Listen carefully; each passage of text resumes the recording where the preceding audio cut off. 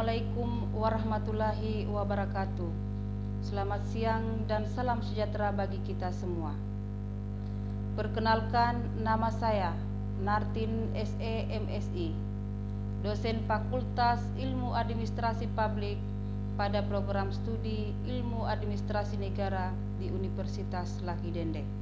Spesialis mata kuliah saya adalah mengajarkan mata kuliah di bidang konsentrasi administrasi keuangan desa.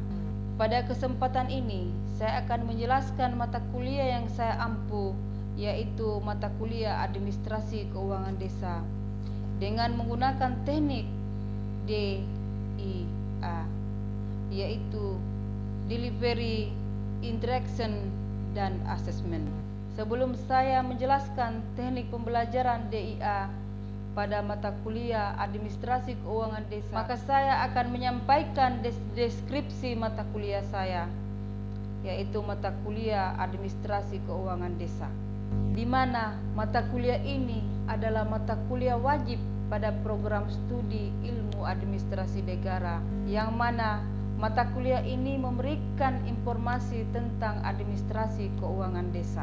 Adapun ruang lingkup atau bahan kajian saya dalam pembahasan mata kuliah administrasi keuangan desa adalah yang pertama, pengertian tentang administrasi keuangan desa, kemudian pengertian dan bentuk tentang administrasi keuangan desa, administrasi kependudukan desa, administrasi pengelolaan keuangan desa, administrasi BPD desa, administrasi pembangunan desa, faktor kegiatan administrasi desa, laporan keuangan desa, tujuan pembangunan desa, dan koordinasi serta pengertian dan pengelolaan pendapatan desa.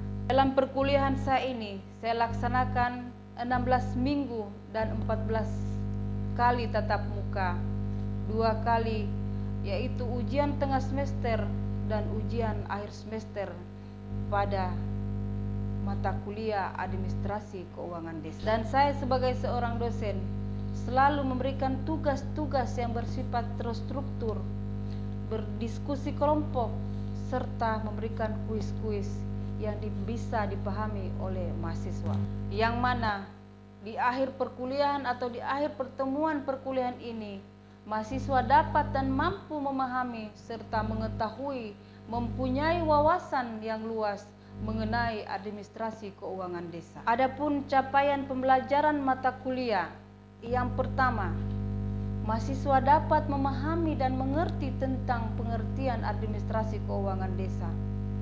Kemudian, mahasiswa dapat memahami tentang faktor-faktor apa yang dimaksud dengan keuangan desa. Dan selanjutnya, mahasiswa dapat memahami tujuan administrasi keuangan desa.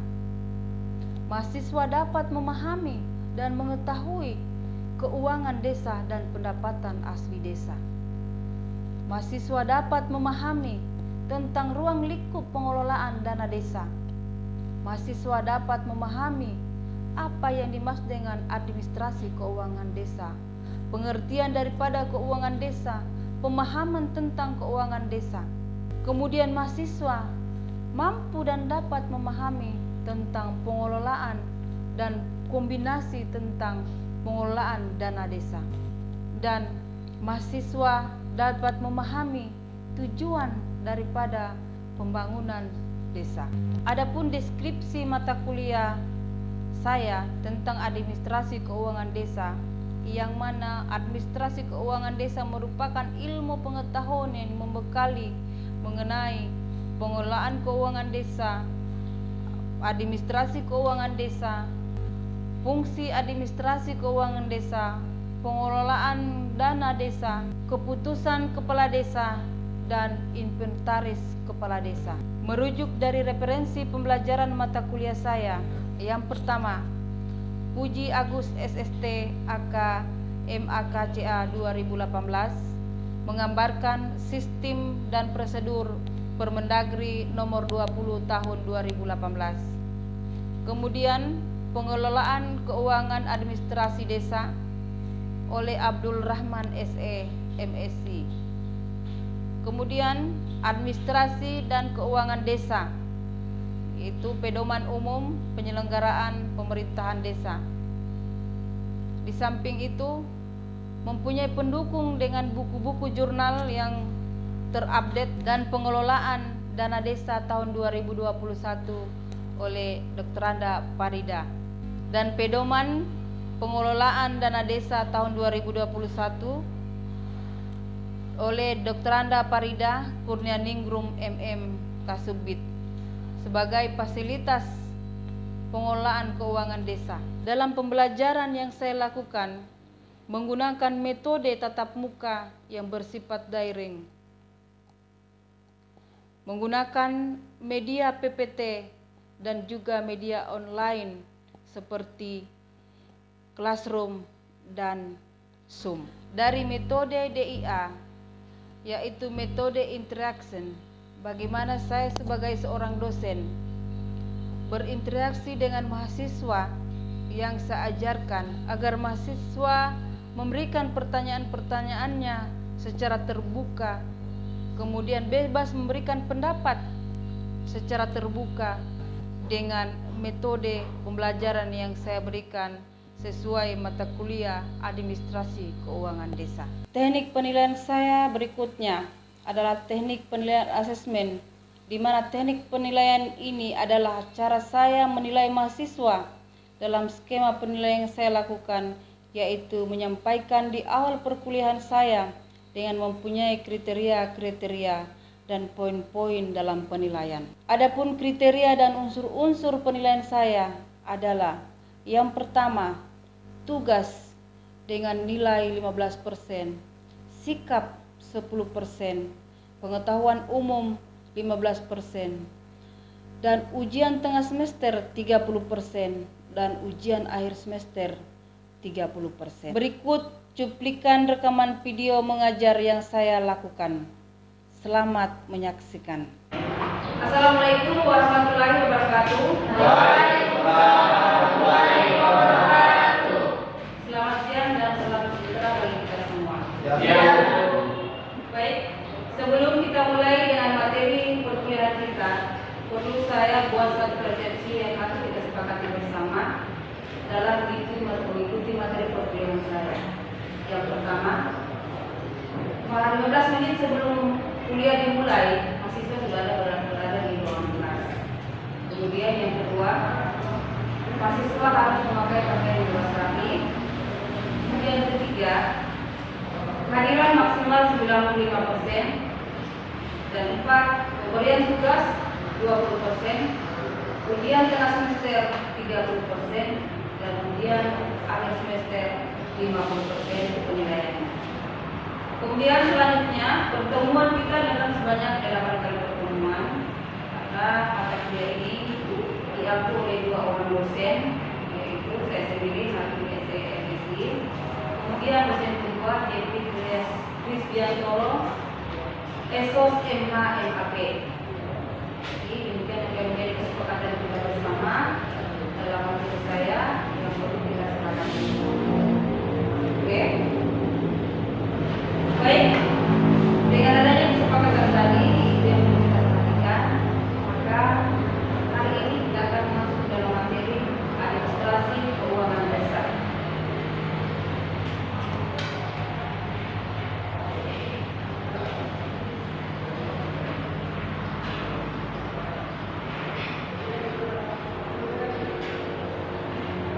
Administrasi keuangan desa, pengertian daripada administrasi keuangan desa yaitu kegiatan pencatatan data dan informasi mengenai pengelolaan keuangan desa. Artinya apa? Karena dalam administrasi keuangan desa itu terdiri dari ada buku anggaran penerimaan, buku anggaran pengeluaran rutin, kemudian buku anggaran pengeluaran pembangunan.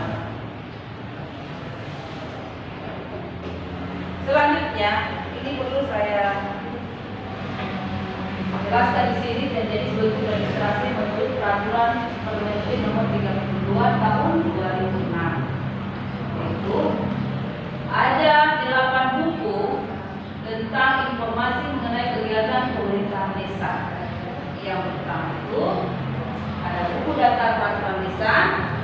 kemudian buku data keputusan kepala desa, kemudian ketiga buku data investasi desa, dan buku data aparat pemerintah desa, serta buku data tanah milik desa atau tanah kas desa, dan buku data tanah desa, buku agenda, dan buku ekspedisi.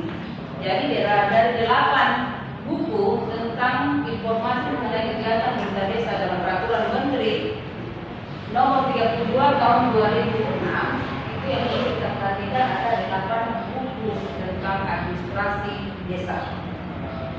Ya. Selanjutnya ini perlu kita pelajari juga tentang administrasi penduduk. Apa itu administrasi penduduk? Administrasi penduduk adalah kegiatan pencatatan data dan informasi mengenai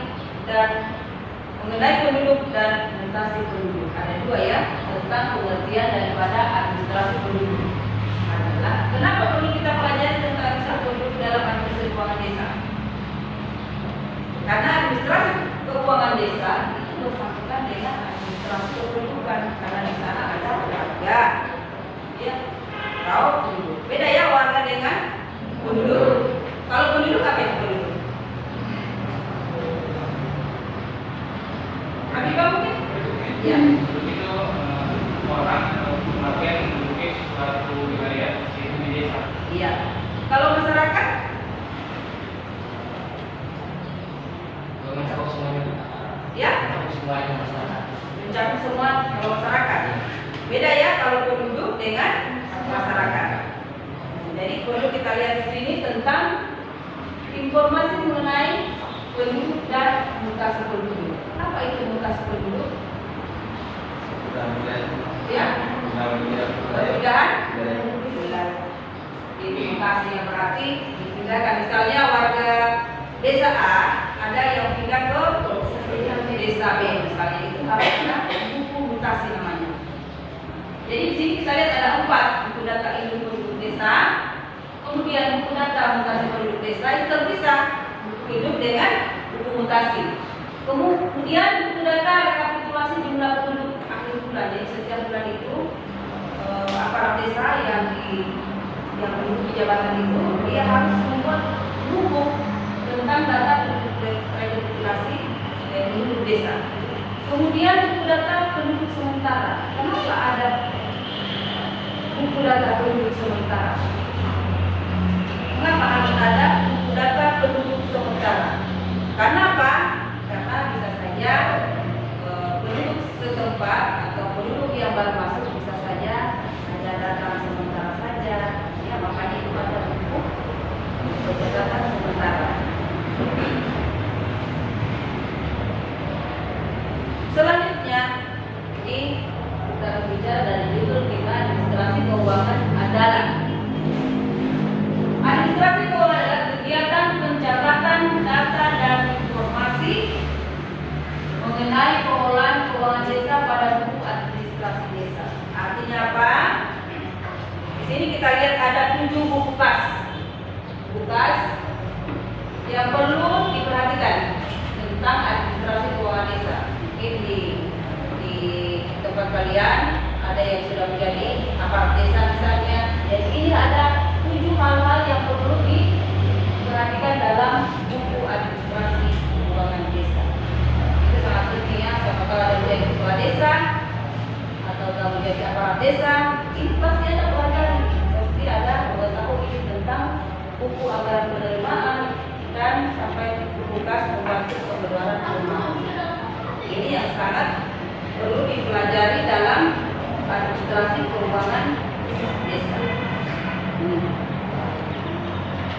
Selanjutnya, ini administrasi pembangunan. Apa itu administrasi pembangunan? Jadi administrasi pembangunan adalah kegiatan pencatatan data dan informasi pembangunan yang akan atau sedang dilaksanakan pada bulan administrasi pembangunan, pada buku administrasi pembangunan. Ya, jadi itu ada buku administrasi pembangunan juga yang terpisah. Jadi misalnya saja di suatu desa atau desa misalnya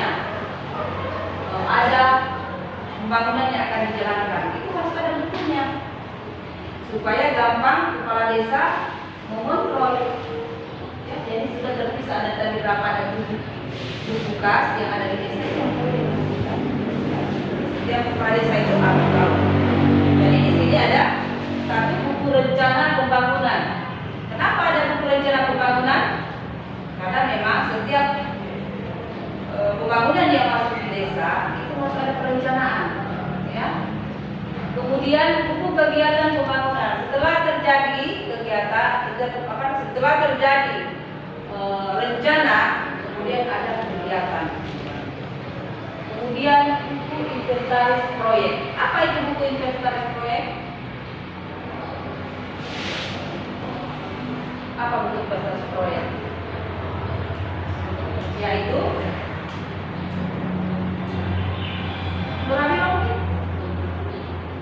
buku keuangan di bagian proyeknya itu pelaksanaan. Buku kegiatan pelaksanaan proyek, ya. Kemudian buku kader-kader, ada lagi buku kader-kader. Apa buku kader-kader? Karena memang di dalam desa itu ada kader, ya. Itu ada kader posyandu, kader apa lagi? Pokoknya yang jelas ada kader di desa itu. Jelas terpisah juga ada bukunya juga, ya. Kemudian pembangunan pemberdayaan masyarakat. Artinya apa? Karena memang pembangunan yang diadakan di masyarakat itu untuk diberdayakan kepada masyarakat. Kemudian ini kalian sudah sering mendengar, bahkan sudah ada di wilayah Anda, tentang administrasi Badan Permusyawaratan Desa atau BPD. Ini BPD punya juga buku. Ada juga buku yang harus dia buat. Jadi setiap organisasi ada di desa itu punya buku data, ya. Jadi ini buku datanya, ada buku data anggota BPD. Kalau BPD terdiri berapa anggotanya? Kalau di desa 5 atau 7? 7, 5, nanti dilihat skop warga di sana sampai berapa, ya, dilihat dari jumlah warga di sana. Makanya itu biasa ada 7 dan 5 di anggota BPD. Kemudian buku data keputusan BPD ini tentang administrasi BPD, ya.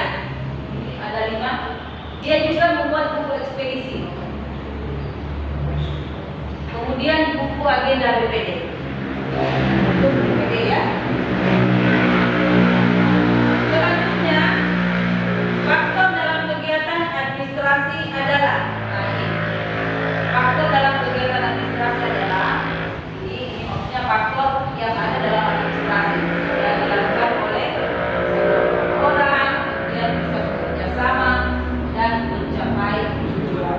Apa yang harus dicapai dalam tujuan itu? Adalah suatu kegiatan yang direncanakan di dalam, misalnya administrasi kegiatan di desa, pembangunan, kemudian hal-hal yang menyangkut masalah kegiatan di desa. Kemudian pengertian dari administrasi tadi sudah saya bahas lagi di atas. Kemudian saya menunjukkan lagi tentang administrasi atau proses penyelenggaraan kegiatan untuk mewujudkan rencana keputusan yang telah dibuat agar menjadi nyata dengan cara mengatur dan mengarahkan orang-orang yang melaksanakannya. Ini membuat administrasi itu ilmu yang pasti, ya, karena itu tidak boleh kita mengada-ngada, karena administrasi itu berbicara masalah keuangan, ya, iya, berbicara masalah keuangan. Jadi dia harus nyata dalam membuat keputusan, ya. Kemudian pembuatan keuangan desa itu harus terbuka, tidak boleh disembunyikan atau tidak boleh dilakukan oleh satu atau dua orang. Dia sifatnya terbuka. Kemudian administrasi juga dapat diartikan sebagai, jadi pengertian administrasi itu bukan hanya satu, ya, tergantung dari pemetaannya. Misalnya dalam bidang apa administrasi bisa dikatakan Ini kita bicara masalah administrasi keuangan desa. Di sini ada 4. Yang pertama, suatu aktivitas penyelenggaraan yang telah ditentukan. Ini dipahami baik-baik. Kemudian suatu proses klasik dan dalam usaha bersama. Kemudian suatu proses perorganisasian dan bimbingan melaksanakan tujuan.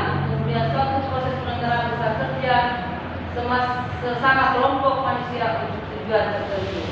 Ini memang harus kita dalam membuat administrasi tidak boleh satu orang yang kita lihat sampaikan, ya.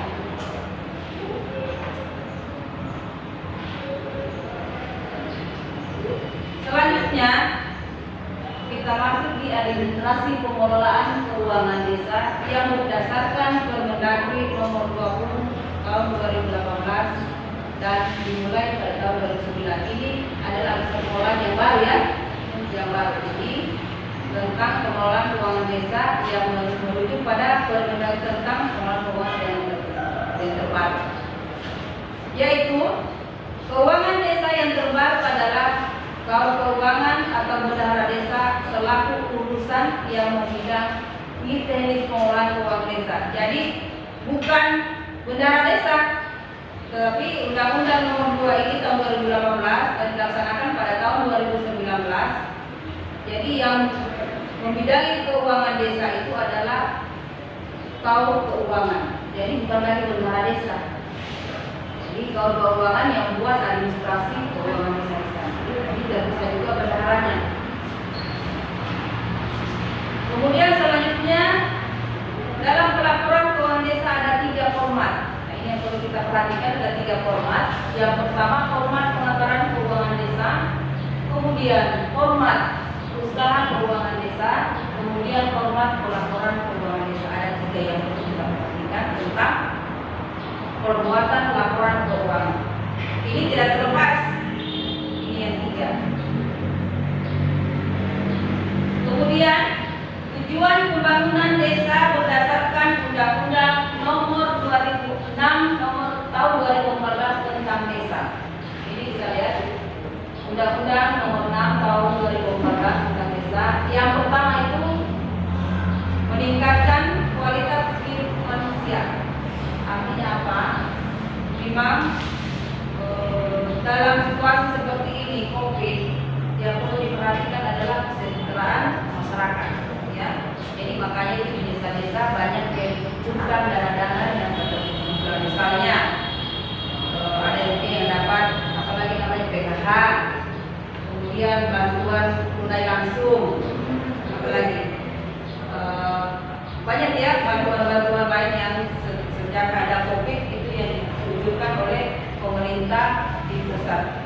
Karena apa? Untuk mencetrakan masyarakat sekarang, karena dilihat dalam musim pandemi ini sistem manajemen atau cara bekerja manusia itu agak terlambat karena terbatas. Kita mau keluar akses membuat kegiatan itu takut was-was nanti dikena virus atau COVID. Makanya pemerintah pusat mengeluarkan bantuan-bantuan untuk masyarakatnya. Ya, kalau misalnya tidak dapat PKH, ya dapat bantuan tunai langsung dari pemerintah desa. Kemudian yang mengelola siapa? Ya, para pemerintah desa yang ditunjuk langsung oleh kepala desa. Kemudian yang ketiga, mengurangi kemiskinan. Ini seperti tadi yang disampaikan, dengan adanya bantuan-bantuan tadi dari pusat yang masyarakat miskin. Sebenarnya kita di Indonesia di sini seperti khususnya Sulawesi Tenggara itu tidak ada yang bilang miskin, ya. Tapi kita itu di bawah rata-rata, ya. Seperti di Pulau-Pulau Jawa itu memang masih lengkap orang-orang yang kasihan, sangat membutuhkan kebutuhan hidup. Kalau kita di sini tidak perlu karena persawahan luas, ya, pasar dekat, bisa kita lakukan interaksi di pasar. Bersawah bisa kita lakukan, orang tua kita bisa kita bantu untuk bersawah, ya. Jadi kita di sini tidak ada yang miskin, ya. Kemudian kewenangan desa meliputi ini kewenangan berdasarkan hak asal usul. Artinya apa hak asal usul? Saya kewenangan kepala desa. Kemudian kewenangan lokal berskala desa.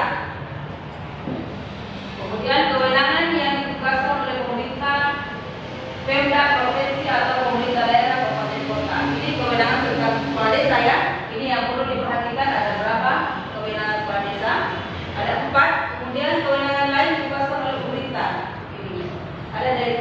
Provinsi, kemudian Pemda.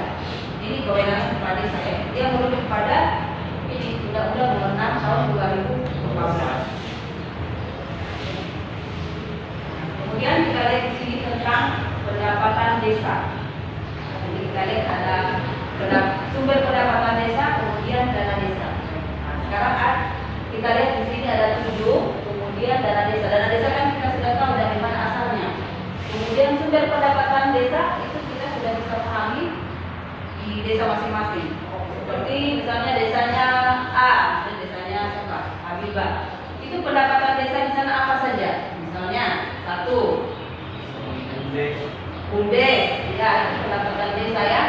BUMDes kemudian dikelola oleh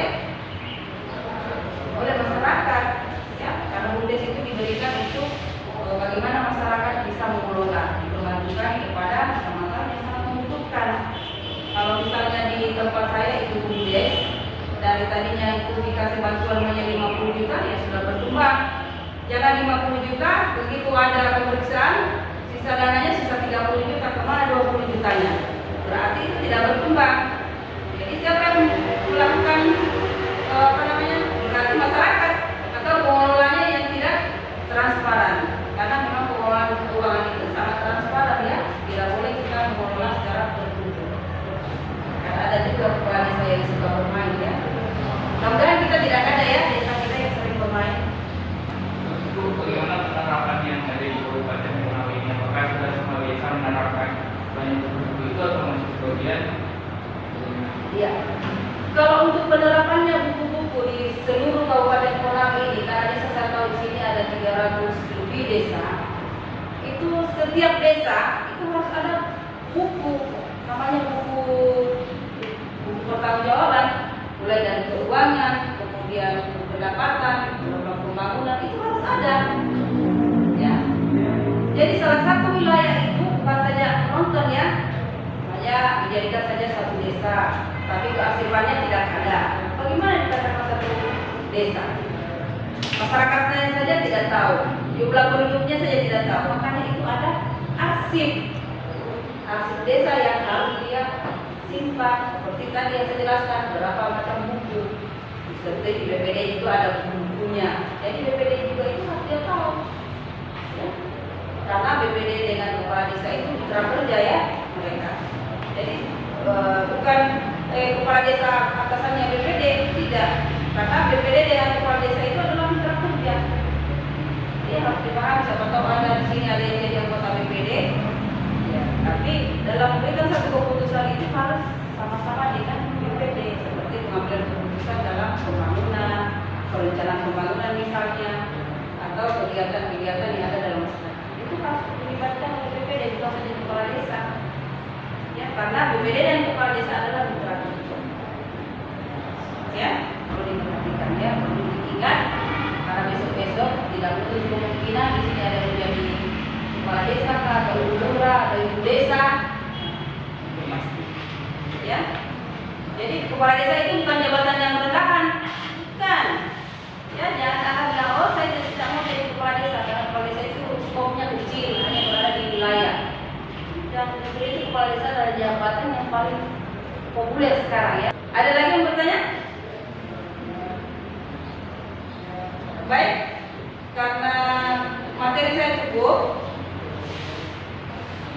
pertanyaan juga sudah cukup juga dengan teman-teman kamu, maka materi hari ini saya akhiri dengan ucapan wabillahi taufiq wal hidayah. Wassalamualaikum warahmatullahi wabarakatuh. Waalaikumsalam.